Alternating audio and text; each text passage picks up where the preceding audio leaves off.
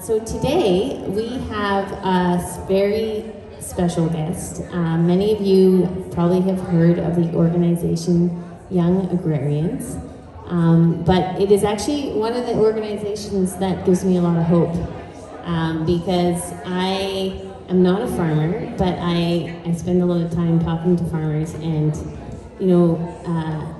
the barriers for young farmers entering the profession are massive.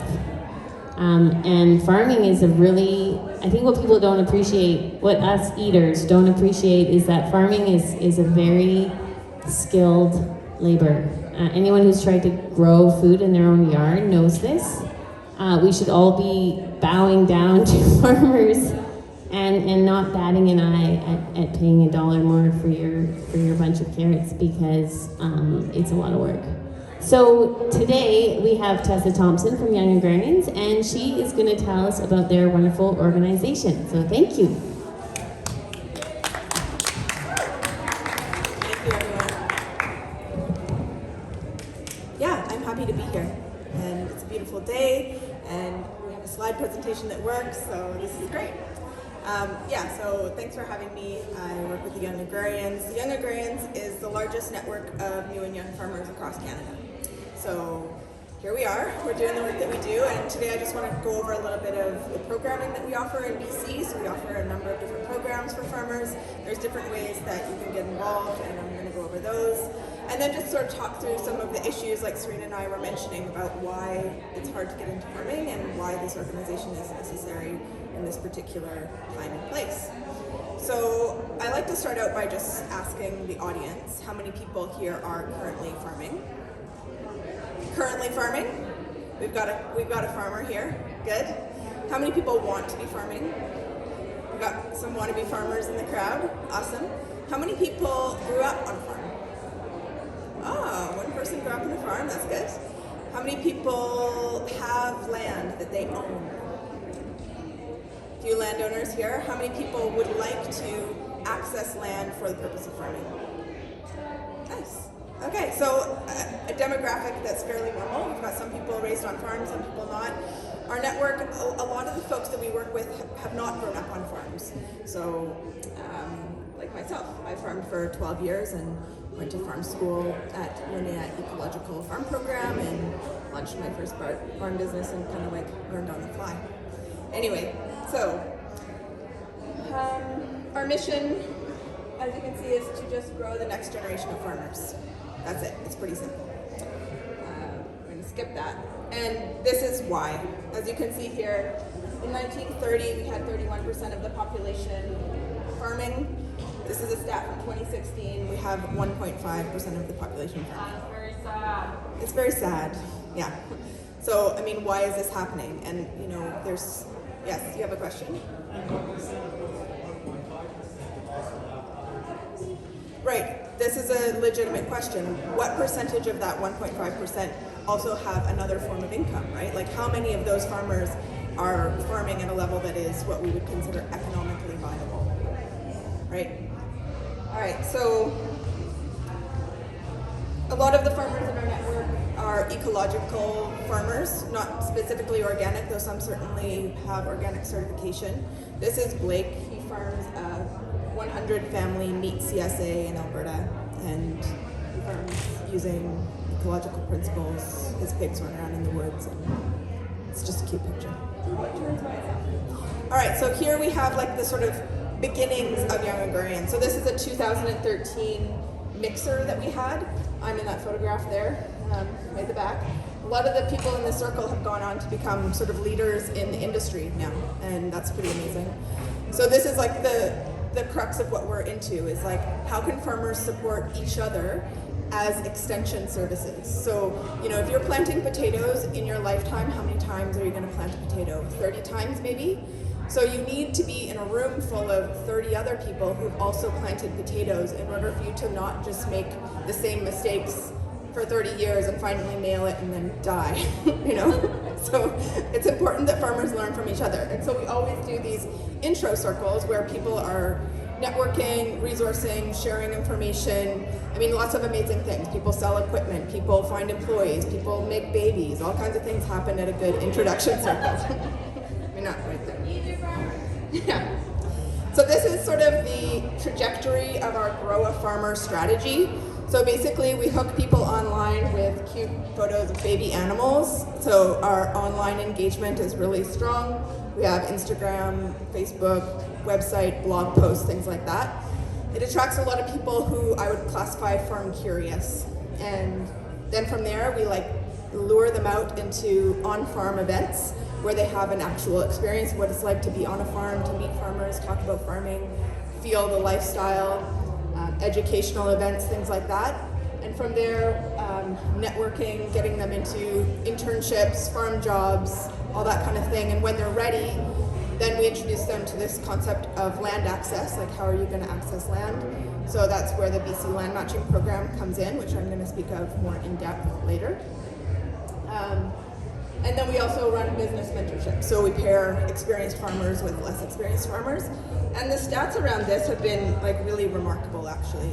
I think it's like a 33% average increase in net revenue when a farmer signs up to the mentorship program, 44% average increase in both size of land farmed as well as food that's being produced. Take your seat.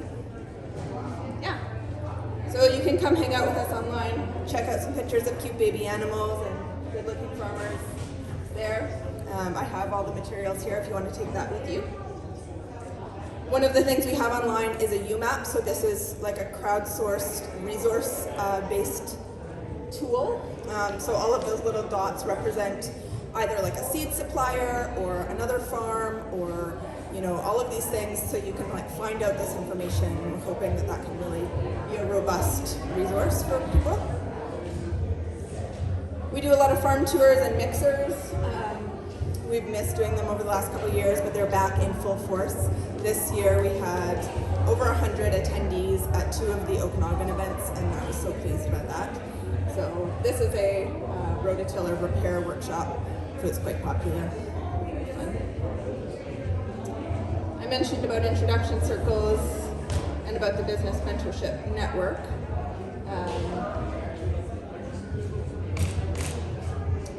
Applications for that open in October if anybody's interested.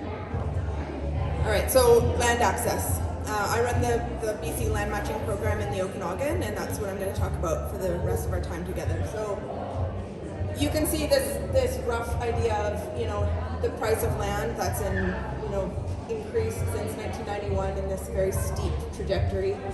And also the percentage of farm operators under 35 has gone down quite substantially. So 74% of farmers say that they will sell their land in the next 10 years. So there's what we call the great land shift is happening, and we're really wanting to have people ready to take it on.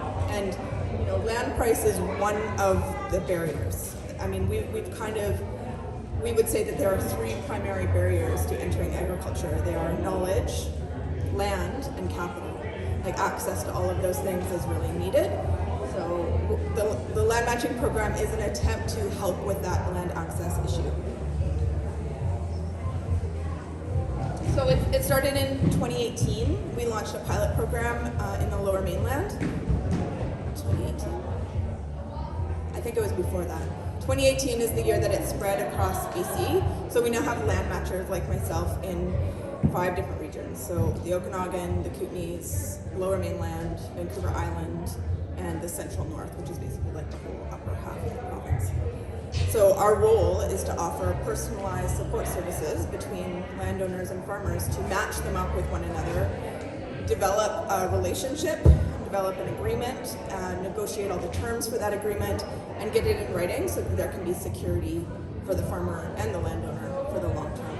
And I mean, that relationship building is a really key component to this, because all the paperwork in the world is not going to help you out if you can't communicate with one another and get along.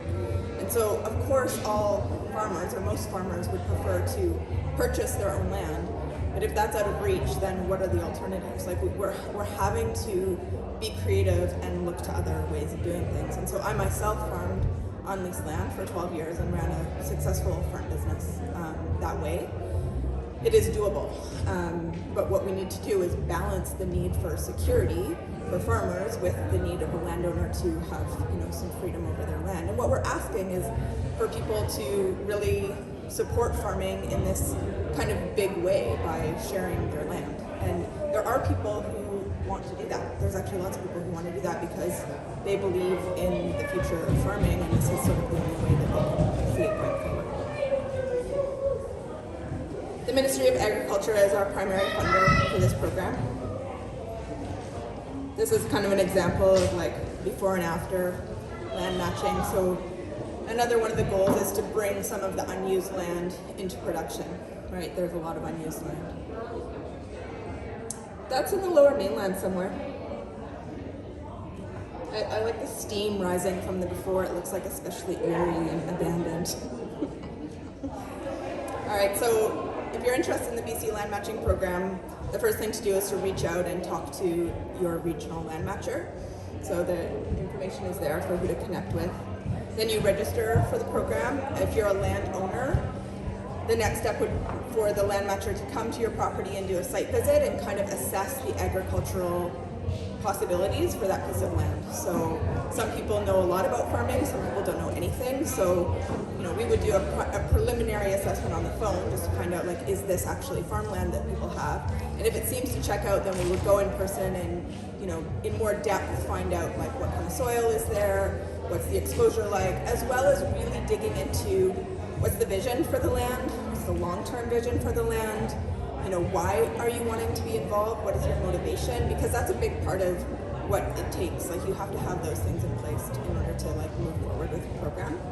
So with new farmers, on the other hand, I'm kind of going through the process of what we call enterprise readiness with them, which is basically finding out whether they have the experience level and a business plan that's going to be sustainable. So, none of this works if there's not economically viable farms. So that's the work that I do with new farmers, is kind of assessing whether that piece is in place. It's not all about the business plan. It also is like, do they have the grit and the determination and, the skill and the knowledge, and can they be connected and supported enough that through the hard times they're going to make it through? So we're kind of working with them on getting all those pieces in place. When a potential match comes available, we would introduce both parties. It's kind of like online dating. It's like, can you imagine your future together? But we date before we get married. So same kind of thing with land matching. We have multiple meetings and we discuss to see whether the visions are aligned, whether there can be some long-term security there. And one of the things that's really important to think about is, how much is a farmer investing into a property? So because I'm based in the Okanagan, a lot of the leases that I do are for orchards and vineyards. And those are all at a very minimum 20-year leases, because it costs $50,000 an acre right now to plant a vineyard. Nobody's going to be doing that unless they have a very secure way to make the return on that investment.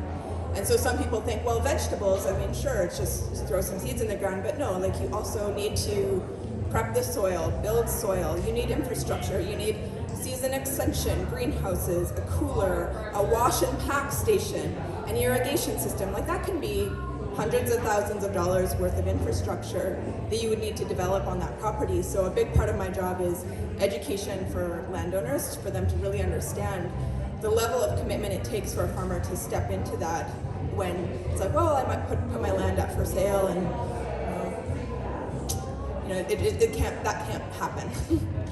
It does happen, and we have clauses. We work with lawyers to figure out what would happen in those scenarios. But that's why I say relationship building, because we're always talking about those hypothetical what ifs. What if this happens? What if? Yeah, exactly. How can the farmer make that return on investment? How can they be compensated for the labor that they put into the property? These are some of the numbers from the land matching program.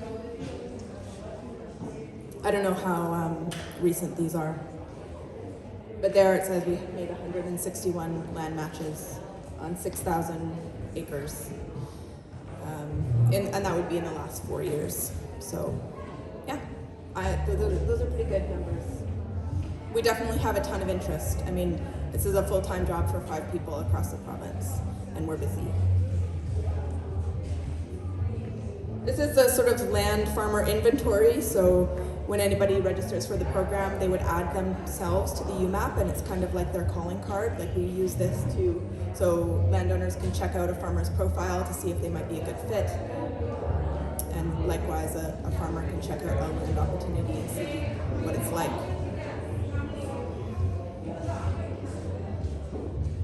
So, I don't know how much more detail we want to get into. I've got a ton of slides here.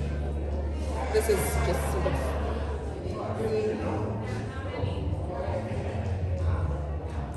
I mean, that maybe this is a relevant slide here, assessing land for agriculture.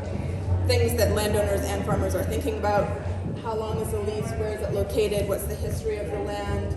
Does it have infrastructure, zoning, equipment, access, potable water for washing? All of these things need to be taken into consideration to understand whether it's a suitable match. This is some more information about like the relationship thing. It's really sad to see these like amazing businesses be built and then they fall through just because people can't talk to one another. So we're always, as an organization, really encouraging people to invest in building relationships, invest in those communication skills. That's what's going to save you in these land sharing scenarios. So yeah, I really, like, if you have questions or want to discuss anything in particular, I'm totally open to that. So certainly throw up your hand if you have questions. Yeah. One of the biggest ones that I've seen people run into over and over again is lack of housing in residential area for people who want, whether it's workers or workaway or potential young Agrarians. I mean, that's what I've seen more than anything. And I don't know all of the restrictive regulations we've got going on right here in the CSRD. We're seeing on-farm, like, secondary houses and suites being eliminated because, the CSRD bylaws. And I just wonder, where can we make our voices heard about the need for housing for people who are, might be working on? Yeah, that's a very good point. I would say it's one of the biggest issues that we face in the land matching process. Oh yeah, just to repeat the question, it was a comment about the issues around housing on farmland in British Columbia. So there is a shortage available, and certainly we run into this in the program all the time. Most people would prefer to live on the land that they're farming. I mean, especially if there's animals involved, it's almost non-negotiable. And if there is only one residence on the land and the landowners currently reside in it, that means that they're maybe renting in town and commuting, which poses its own challenge, as well as like rental rates being very expensive. So, I mean, what we do see is sometimes in more rural areas, farmers are moving RVs or mobile homes onto the land in sort of a under the radar kind of way. And also, how sustainable is that? Like, can you live year round comfortably in an RV? And what about if you have a growing family? And exactly. It's not comfortable. Right. Yeah, so I mean, the ALR has relaxed the Bill 52, repealed Bill 52. So then, really, you have to talk to your municipal and regional districts. Yeah. One of the target audiences for this is our municipal government. Could you speak on what municipal governments can go to support farming? So the question is about what municipal governments can do to support farming. Oh, big question on the spot. I would agree that allowing secondary residences on farms is critical, not only for programs like this, but also for transition planning. So one thing that I didn't mention, but we talk to a ton of farmers who call and say, I have developed this amazing farm business on this land for the last 30 years and my kids don't want to take it over, and it breaks my heart to have to shut it down. And so we developed a non-family farm transition toolkit, and we do have some funds to support those kinds of relationships. And there's its own challenges, but housing is a huge part of that, because usually the retiring farmers don't want to leave the land. There's a sentimental attachment there. So in the several successful non-family farm transitions that I've seen in the region, they've only been when there's been secondary housing and adequate, decent, good secondary housing available on the land. I mean, supporting farmers markets is a big thing. Having ways for people to access the food. I sold for 6 or 7 years at the Kelowna Farmers Market, and every time I would be like, is this the best we can do for the farmers market? Really? Just like on tarmac with a porta potty? Like, this is like the most beautiful food in the world, and the most hardworking people. Anyway, I really think that there's lots of possibilities for developing support infrastructure around the farmers. I mean, the amount of skill you need to be a farmer, you have to be a soil scientist and a social media expert and a marketing expert and, a heavy machinery operator and a human relationships, like dealing with that kind of thing. It's so many things. Right? So anything that we can do to make it easier, it's certainly, there's lots of work happening in the small scale meat industry right now, and that's also another area that there's a lot of advocacy happening around abattoirs and access there. Okay. We have an online land forum coming up. There's a variety of different workshops. It happens online. I have a large poster here. It's a very cute poster. Yeah. Anything else? And one of the things we've been trying to cultivate is hope. Right. So could you share us a story that you've had in the last year or two that has brought you a lot of hope? Sure. Yeah, I mean, there are people doing it. There are absolutely people doing it. And there are absolutely people doing it in an economically viable way. And I mean, I was one of those farmers too. It is possible. It's certainly possible to make your living as a farmer. And, we have seen businesses launch and grow. And one of the best things that can happen for me in my job is to match a farmer to a piece of land and then have them come back in 2 years and be like, we're expanding, we need more land. And that's happened a number of times. Even in this area, like Elder Grove, Elderberry, Jed and Louise are really great examples of folks that are farming now on 3 pieces of leased land and their home farm, so they continue to expand. So we work across all production types. So we see market gardeners, launching flower farms, tons of, like I said, fruit and vineyard operations. Hi Cam, nice to see you.